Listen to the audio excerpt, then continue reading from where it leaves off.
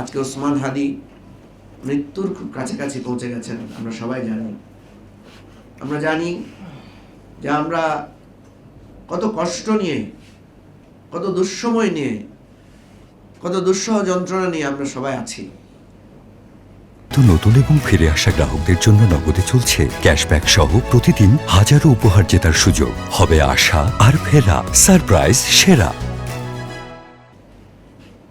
আমার খুব বিশ্লেষণ করে আমি দেখছি যে ওসমান হাদিকে হত্যা করার জন্য আজকে একটি ডেইলি, ন্যাশনাল ডেইলিতে এসেছে যে ব্যাপক পরিকল্পনা নেওয়া হয়েছে, একটা একদম ডিজাইন করে তার কাছে গিয়ে তাকে কিভাবে হত্যা করা হবে, এক্সিট কিভাবে হবে, সমস্ত প্ল্যান করা হয়েছে। আমি ভাবছি এরা ওসমান হাদির এত কাছে পৌঁছে গেছে, এরা তো তাকে আরো ভয়ানকভাবে মারতে পারতো, বিষ খাইয়ে মারতে পারতো, তার সেন্টারেই তাকে হত্যা করতে পারতো, যে অবস্থা তাদের আমরা দেখেছি। তাহলে এইভাবে রাস্তার মধ্যে গুলি করে এইভাবে মারলো কেন?